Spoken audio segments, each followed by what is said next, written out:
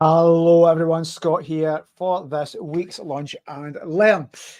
It's been a very busy morning here at Pillow HQ, and I'm excited to bring you this week's workshop. And we are talking about Ikigai. Now, a few people have asked me, Scott, what is this? I couldn't pronounce it. It was a Japanese word. I'm sure I've seen it before, but tell me what it is. Ikigai, guys. I'm super excited about this one because something very close to my heart.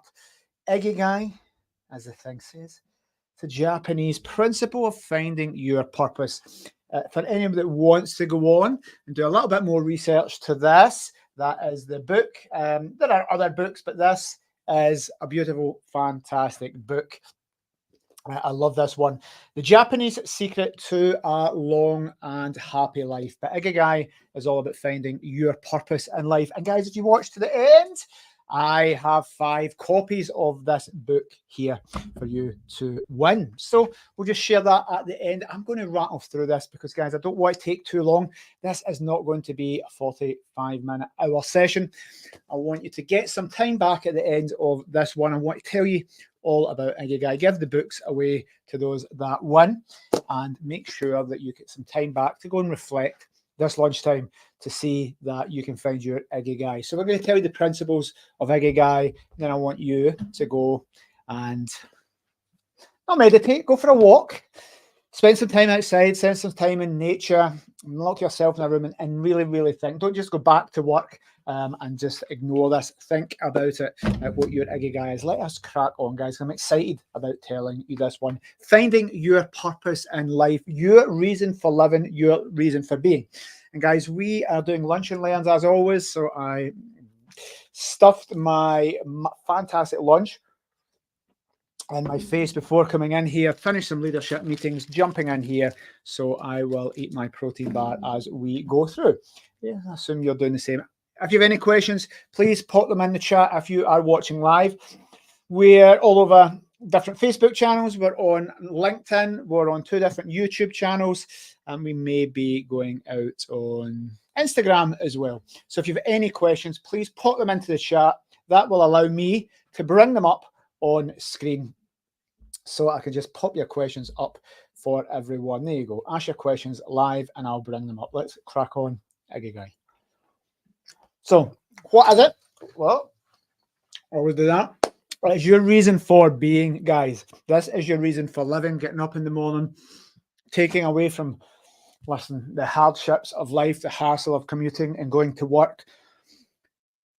One of the things that really noises me up is people say, oh, it's hump day, halfway, people living for, wishing their lives away, wishing for the weekend, sitting with their coats on, not here, but at work, ready to leave 5 minutes before because they hate their work, they're desperate to go.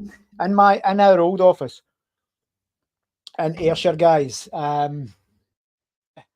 there's Tony. Hi, Tony. If you have any questions about this, please let us know. I'll give you an example.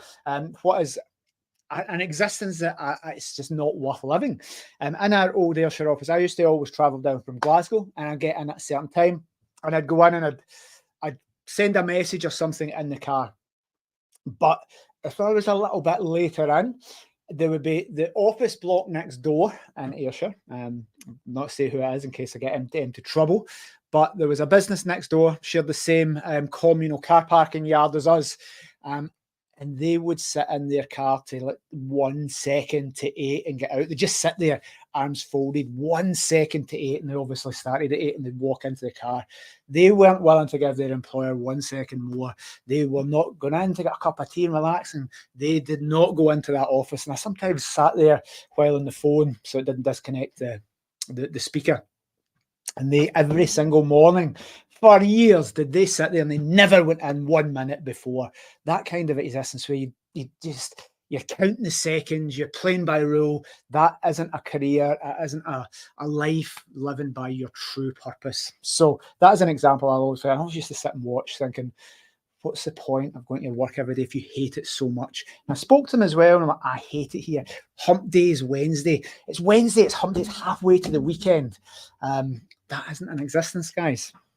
So, who is this training for? Listen, Ikigai is for everybody. Ikigai is the Japanese principle, cover what they do with this, but it's for everyone in the West. It's for everyone all over the UK. Why do you need it? Well, are you fully satisfied with your life? Do you bounce out of bed in the morning? Do you love your work? Do you see it as work? Do you hate work? Do you count down the weekends? You got a little timer in your phone to count down to the next time you're going on a bender or a piss up to Tenerife? Are you fully satisfied with your life? Do you get up in the morning and think, I am leading the best existence I could possibly get? I'm going to equate this because it's lunch and learn. People out of business, a lot of our viewers will have service accommodation property businesses. Property is a fantastic way to help you achieve your Ikigai. Why? Oh, some of it can be hands-off residual. Some of it is quitting your employment and literally leaving that employer, sitting out in that car 1 second to 8, and I see them checking their watch. I'm not giving those fuckers 10 seconds. And then they count I saw them in their watch and then opened the door and walked in. You can swap that, and property allows you to do that, as does many other things that give you residual income or businesses, but it allows you to change your career or indeed change from self-employment, change from being an employee and have somebody like me telling you what to do to be the master of your own destiny. So, Ikigai, let's jump in. I'm going to put my face away. Now, do not worry about this slide, guys. It's very complicated. Everybody knows what a Venn diagram is. Well, Ikigai has 4 main principles here. 4 things that you should be achieving in life. And guys, don't worry about that diagram, because it's very complicated. But in reality, it's very, very simple. Ikigai has 4 main principles to it. Things that you should achieve or strive to achieve in your life. And if you look at the very center, Venn diagrams, who does not love a Venn diagram? If you can achieve everything in those 4 things, where it overlaps in the center is your purpose, your reason for being. You're living your maximum existence. You're going to die, and when you're on your deathbed, you say, I'm happy with the life that I led. I'm happy, I'm content, I'm fulfilled. Everything is working, everything is in flow. There's nothing I'm going against. That is the Ikigai in the center. Let me share what those 4 principles are. Number 1 is what you love doing in life. If you have a career that you fucking hate and you're traveling and you're commuting and you see it as a chore, you will see that as work. I have crafted a life. Certainly, I love what I'm doing. Today, I've had leadership meetings. I'm having a marketing team meeting. We're recruiting. We had a charity meeting. I'm presenting to you guys. I'm working. I'm going to stop after I have to. I'm going to go at the gym. I'm going to get another solid session. I'm going to spend 15 minutes in the sauna. I'm going to get back here. And I'm going to do back in this room at 7 o'clock tonight to do a webinar that builds the business, gives other people opportunities to get their Ikigai and build their lives. That is not a day's work for me. That is just me coming in. It's almost having fun. So I've crafted that, and it's not perfect, guys. I need to do a lot of work to build this business, and most of it I love. But I have an amazing team to do the stuff that I don't love doing. So what you love doing is the first part of that Venn diagram. Let's call that up the top. The next part is what you are good at. You could love doing something, but you could be really, really bad at it. And if you're bad at something, you don't have that mastery. They talk about in business and psychology, and the psychology of staff employment and happiness and building amazing workplaces is Hertzberg's hygiene factors. And one of the hygiene factors is, of course, a little bit of money, but that isn't what he talks about. Hertzberg and his hygiene factors talks about self-mastery in business. If you're good at your job and you've mastered something and you perform something to a high level, that is almost as important as money and remunerations when you're building packages out. So yes, you could get something that you get paid for, fine, but if you don't love it, listen, it doesn't matter how much money you're getting in that commute into London. If you're not seeing your family, you hate it, you hate the underground, you're really bad at your job, and you're your arse ripped from your boss, you hate going in, you hate for those staff appraisals because you know you're underperforming, you can't be really finding your true purpose in life. So what you're good at, we'll give loads of examples here as we go through. What you can get paid for. Let's take the first one. I have been part of many, many entrepreneurial accelerator programs. When I started off many years ago, guys, I was in it as a cohort member. One business, and my dream was pillow and property. Other people had other businesses. And I could see the ones that they were following the first two principles here, guys. They were very good at it. They loved doing it. I'm going to make a random example so that I don't offend anybody I've known in the past. And I always use the same example. Decoupage cards. You're going to make a little card up and you're going to make it nice and it opens up and whatever. You could love doing that, guys. You could be amazing at it. You could be the best decoupage card person in the world or your area in Britain. But can you get paid for it? Yes, you can, because you could get a couple from your friends and family. Are you going to quit your £100,000 a year job to make cards? But you're very good at it. Well, you love doing it. But in reality, it's going to take you 2 hours to make a card to the perfection level that you want to do it. You enjoyed every second of that 2 hours. It's meditative. It's brilliant. Makes you feel good. You've pride in your little decoupage card there. Look at that. Brilliant. But how much can you get paid? Are you going to get paid more than the minimum wage? Because if you're selling your cards for 20 quid and it takes you 4 hours to make them, you're losing money. Go and get a job in Tesco. 50% of the entrepreneurs I've ever met in life were at the stage, and as was I at the start, where I would have been better getting a minimum wage job. So can you really find your purpose in life if you can't build a business and a family or a career or look after yourself and your family? So you need to be able to get paid for it. And the last thing here is what the world needs. So many people getting paid for selling shit courses. Many people getting paid for being mentors and all the nonsense crap garbage out there where they're bamboozling you. Does the world really, really need what you are offering? Are you selling something? Are you getting paid for something fraudulently? Not scamming people, I don't mean that. But does the world really, really need what you are giving? Is your purpose in this planet something that takes society or civilization forward? So does the world need what you want to give? We could be good at something. We could love what we're doing. We could even get paid for it. But is there a need in the world for that? So going back to Ikigai. Remember, if you're watching in replay, guys, these are lunch and learns. I do them every Monday and I have my lunch, and so should you. If you're watching in replay, you won't. So Ikigai, put all these things together and your Ikigai is in the middle. So at the top again, what you love doing, what the world needs, what you can get paid for, and what you are good at. Where these all overlap, they will be there, guys. Let me tell you if something is missing there. Some random examples. If you can get paid for it and you're very good at it, let's say you're a stockbroker or a banker in the city of London. Well, the world unfortunately needs that, apparently. You can get paid very, very well for that. You can get insane bonuses. You're very good at being a stockbroker or a banker. But do you love it? Do you think no matter how much money you get, you've found your true purpose in life? You may use that as a conduit and a springboard to do other things. But guys, trust me, if you don't like doing what you are doing, you will never, ever be happy. Let's say you're a marketing person somewhere. You love tinkering and making videos or designing stuff, and it's your passion in life. I just love making things.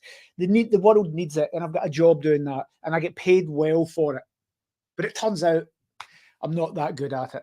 Turns out that my boss isn't really going to be happy with my designs or whatever it is I'm doing. And my appraisals are there. And I don't have confidence in my work. I'm getting through and I'm getting paid for it because I'm doing a product, but I'm not that good at it. Think of sports stars, guys. You can get paid to be a sports star, but imagine you're the worst performing person on that team. And I'll tell you a great example. Any day watching in the forces. Imagine being that. You could love being a soldier or a sailor, but imagine being that person that always lets your team down. Imagine being that soldier that's last, that puts your team in danger, or a firefighter or a police officer. If you're not good at soldiering, if you're not good at being a firefighter, you can't have true passion in life. You can't be happy. You cannot find your Ikigai. So, and again, you could be great at something. You could love it. Decoupage cards, guys. If you can't be paid for it, you're just doing it as a hobby. Fine, that's great. That's a hobby. But we're talking about business, because hey, we're doing our lunch and learns for business. We need to be crafting lives here. We don't want to be saying, I'm great at cutting grass. Fine, good for you. You love cutting grass. You're cutting your own grass. But I'm talking about building businesses with Ikigai. Now, the Japanese principle of Ikigai, not necessarily all about business. It goes into a lot about diet, sleep, meditation. For example, guys, a really, really interesting thing about the Japanese, and I'll forget the term, and if I didn't forget it, I'd butcher the actual pronunciation of it. And if you guys know it, it is about eating until you're 80% full. Well, I'm stuffing my face doing the lunch and learn. The Japanese have one of the longest lifespans in the whole world. And this book and other books examine why that is. And it's because they've found their Ikigai. That is the Japanese secret to a long and happy life. I'm equating it to business for this. But they never get full. They eat until they're 80% full and then stop. I put this to my American friends. Americans don't eat until they're 80% full. A lot of people in the UK do not stop when they're 80% full. We have an abundance of food. We're in an amazing time in life where we can stuff our face and consume 10 times the amount of calories in a day. I remember the fucking Domino's pizzas. You can have all your calories and you can have double your daily calories in one pizza. It's amazing. We have access to this very, very cheaply, very cost effectively, but we never stop when we're 80% full. Again, that's Ikigai. It goes a little bit deeper than this. So if we don't have these four things, you can never be truly satisfied in life, apparently. You're always going to be something missing, guys. And we don't want things missing in life. We want to be truly, truly living to our purpose. I'm going to give some case studies here, some examples. And I'm not going to pull it too much into pillow partners, because I want this to not be about this business. But when we're crafting what we do, especially with the franchise opportunity, when we sit and build out businesses for people, we don't say, right, well, here's our business plan at Pillow. We want to have 50 franchisees all across the UK. We've crafted out, how can we craft something that is other people's Ikigais? Because if we don't do that from a business perspective, and we select the wrong people because, hey, we can get paid for it, but those people aren't good at property management, they're never going to be happy because their hosts are going to be unhappy. Guests are going to have bad experiences. No matter how much money you can make as a service accommodation management company and a service accommodation individual manager, you can't be happy. I've seen it with staff. If they're not good at their jobs, they would need to self-select out of Pillow.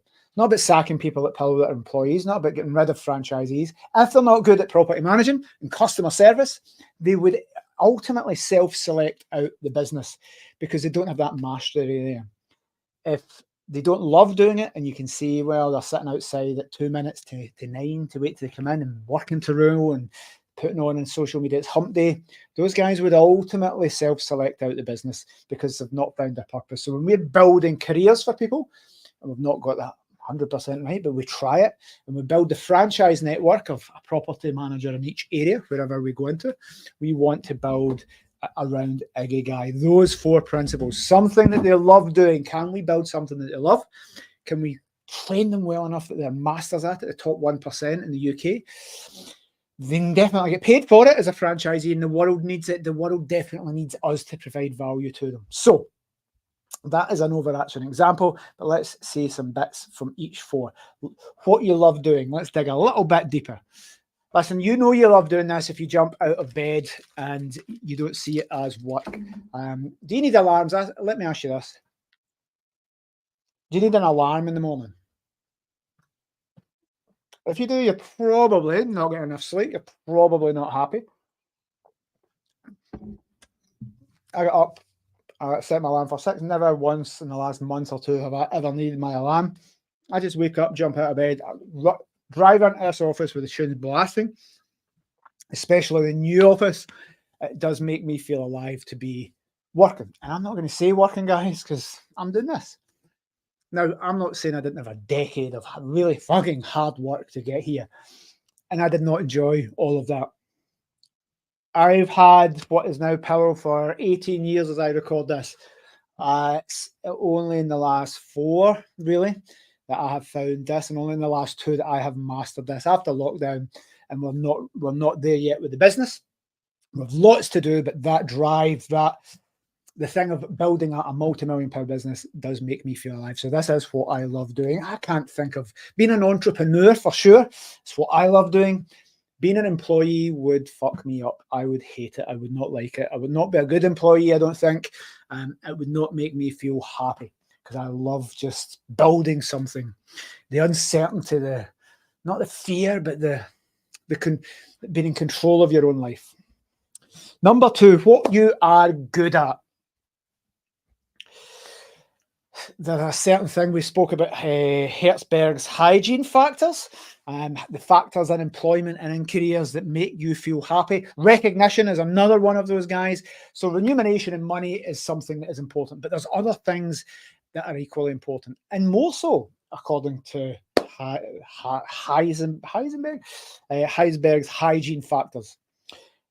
And mastering work is one. Mastering your skill, being amazing at it. Think your man, Michelangelo, that crafted David, took a block of stone. It's a big square block of stone and chiseled it. And he said David was always in there painting this Sistine Chapel. You get such a buzz. I'd always said many years ago, the two biggest buzzies I could ever get. One is getting a new client on. The second one is a month later when you phone them up and they say, I'm so happy I went with your company, Scott. Back in the days when it was me, I used to love getting clients on and getting a dopamine hit, just a big hit, serotonin, whatever feel-good chemicals it is. Secondly, when they said, I'm happy I took that, I'm happy I picked you, Scott, and when we deliver that. So when you're good at something, you're just going to get, it's more than bonus. If you've got staff, you can give them bonuses are important, money's important, but if you're giving them recognition and they're a master of their work and they feel they've done an amazing job, or you've done an amazing job for a client, if you're self-employed, that's it. You've found your calling in life. Listen, sports stars talk about flow. They don't. Michael Jordan with basketballs, he doesn't think about it. They're in state, they're in flow. Fighters, boxers, martial artists, people, just anything. Soldiers, when they're clearing buildings, they're in flow. They're not thinking, my basic training said I should clear to the left and look up and never cross my... They don't. It's flow. It's just a natural state of being. It's effortless. And that's where magic happens, creativity happens.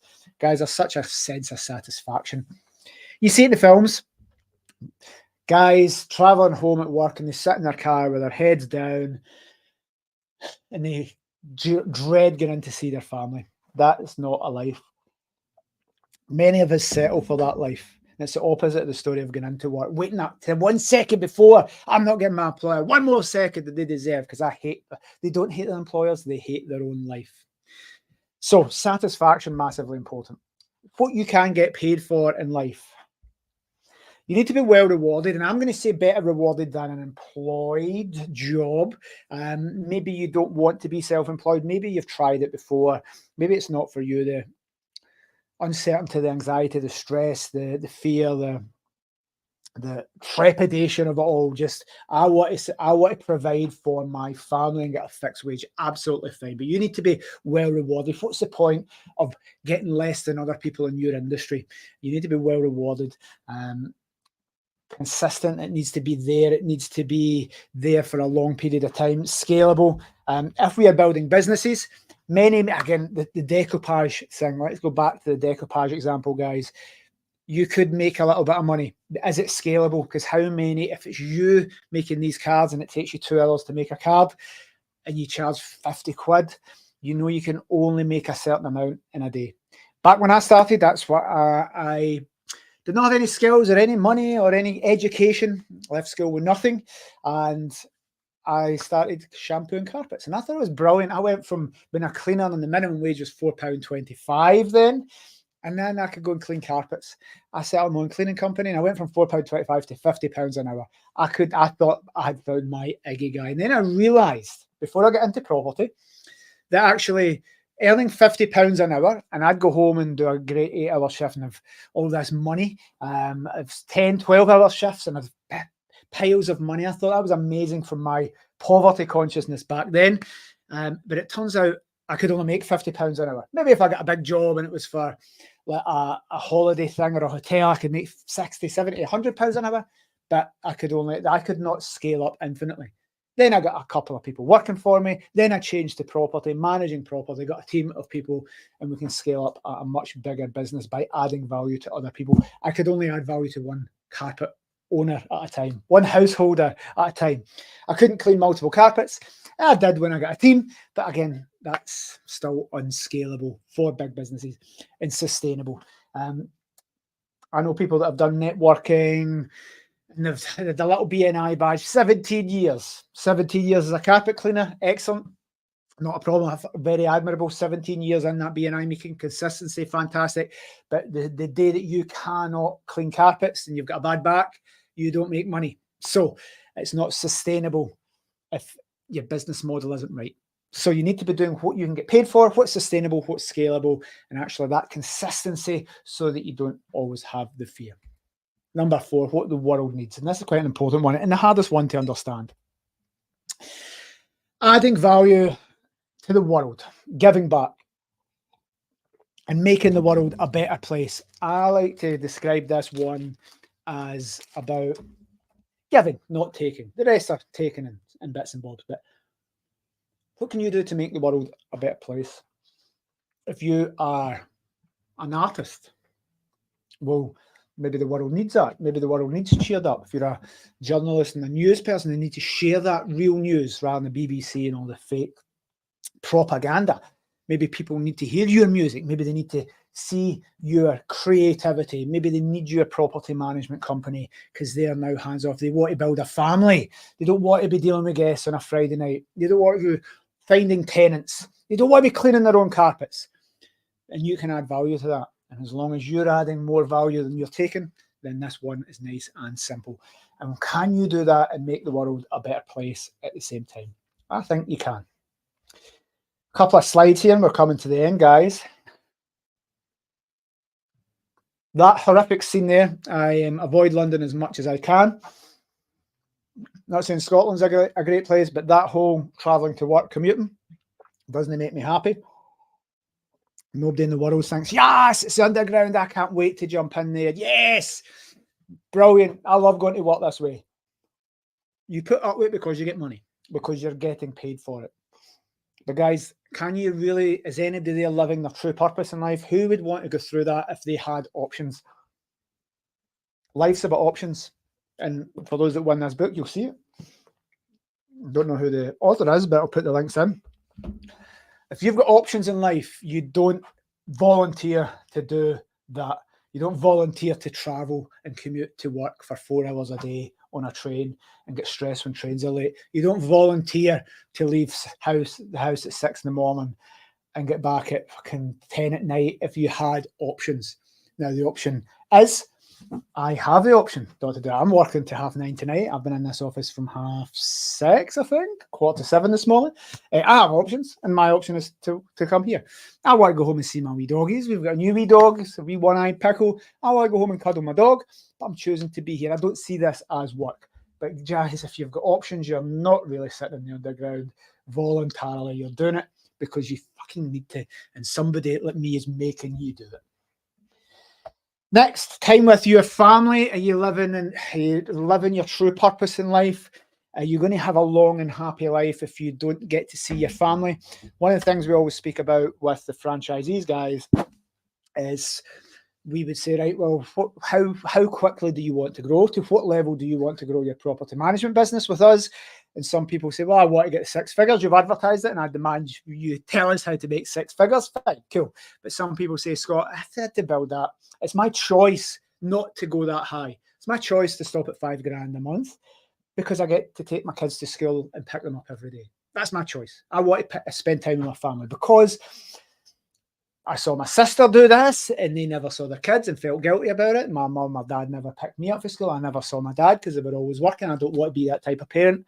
Absolutely, you're finding your Ikigai because that isn't about maximizing income.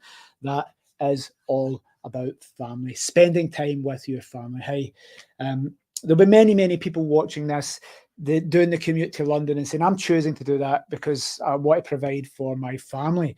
But had you options of being able to provide for your family the same as you are now and spending time with your family, you would pick that unless you really hate your family and you're sitting in the car at 1 minute to not want to see your family. But hopefully nobody is like that. You wouldn't choose to work away from home and do all that if you had the choice to get that same level of income and spend time with your family. So family is super important. And I want you to think, I spend the time with my family that I choose. I have crafted the perfect life for me. Now, if I go back to that one, we've just moved office. There's no traffic lights from the motorway to this office. The old office, I had to sit in fucking traffic lights. It was a private entrance. I had to wait in the gate opening. You had to sometimes go over 3 lanes of traffic to get your bum in to turn into that 90-degree right angle. You had to wait to get out. You had to sit in traffic. I hated it. It was only 20 minutes extra a day. I hated it. It was 20 minutes wasted twice a day for me. That times my life is years of my life wasted. I was still lucky. It was 20 minutes drive. Now the office, there's no traffic lights from where I get onto the motorway. I park and there's free parking. And we're next to the subway in Glasgow as well. So I've crafted that as my perfect life. I spend the time with my friends and family because I appreciate every single minute.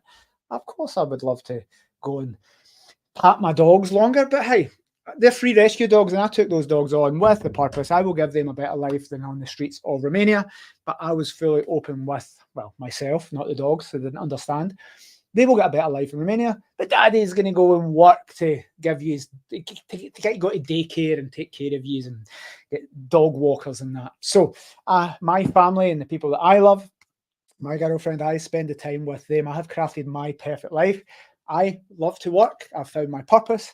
But I've also got my life partner is in the business and is helping me grow. Never once says, Scott, you can't work. Never once gives me a hard time. They're in the business, working just as hard as me. They're contributing to the growth of Pillow just as much as me. And people say, Scott, you are lucky. No, there's been a many, many years of manifestation to get to this point. And I have found my Ikigai in life, which is building a business with someone I care deeply about. There is no time away, it's fine. They go and build the business, I go and build the business, we're building a dream together. That's the Ikigai. Next thing is, this is health, mental health, but physical health as well.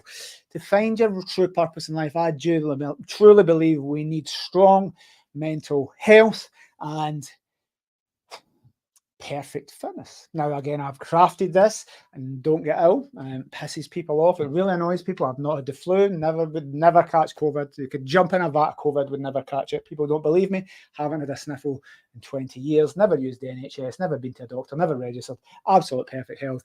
The fact of me being sick and somebody giving me the flu or catching a cold off somebody is impossible in my brain. Just never happens. It never has happened in 20 years, and it never will happen. Many, many people argue. Everybody argues.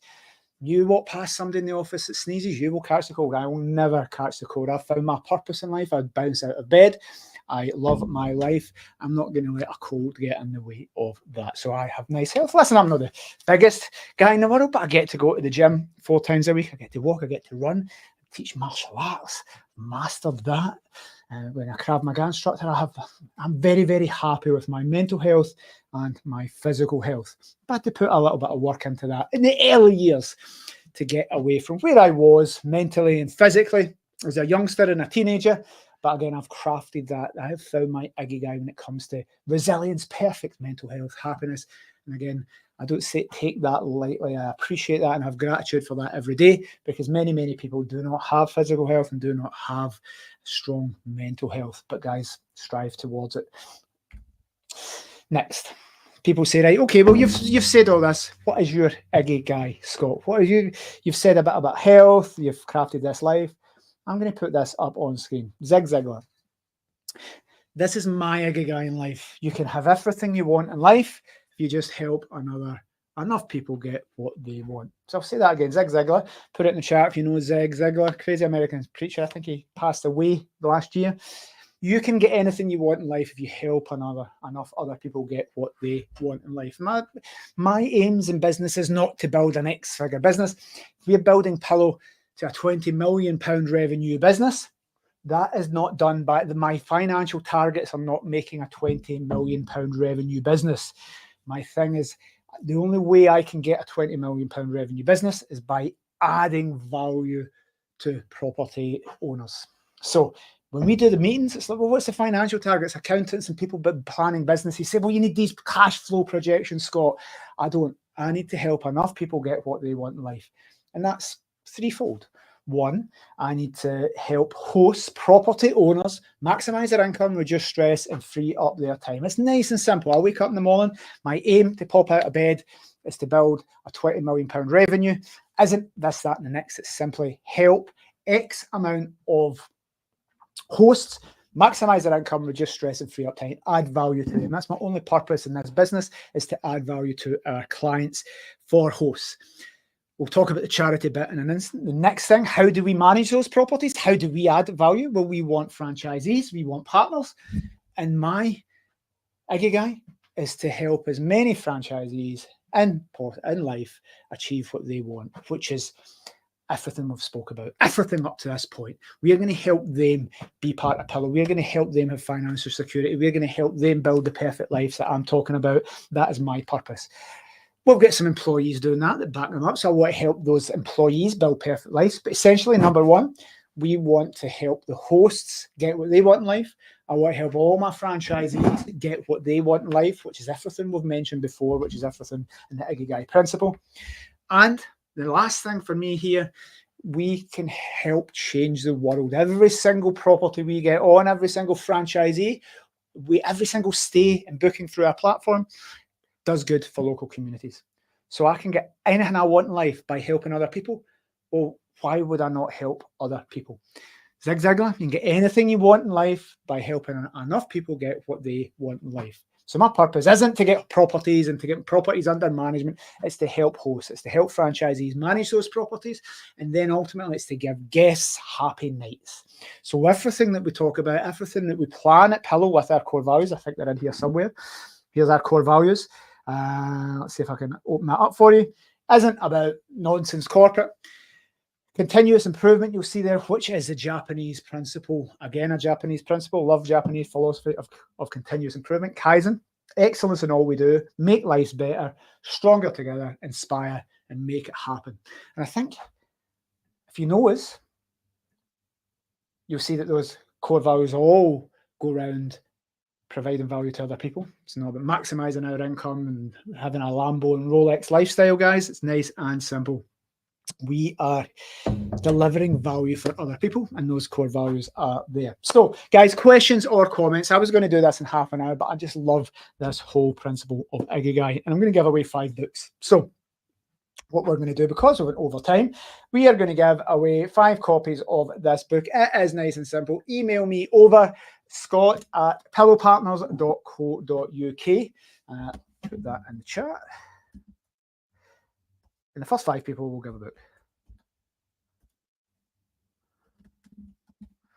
Okay. scott@pillowpartners.co.uk. Let me bang that on screen. It's nice and simple. And guys, just to be clear, I have got 5 copies of the book. I'm not going to say that. 5. Still in the shiny wrappers, are not even unwrapped. And I'll give 5 people a copy of that book that just email me over.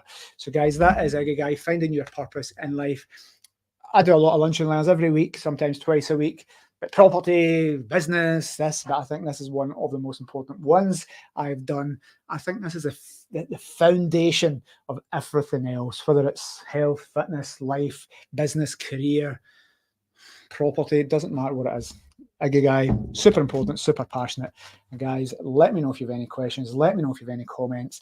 If you're applying this in your own life, please let me know, because I'll be doing these regularly. If you have anything I can do to improve this for my team, any advice, case studies, real stories from your life, I'd love to put them in. For now, thank you very, very much. And if you're watching on replay, I don't know how many people would have emailed. You may be lucky if you email me over at Scott@Pillow. If you're watching on the replay, you might just get the last book.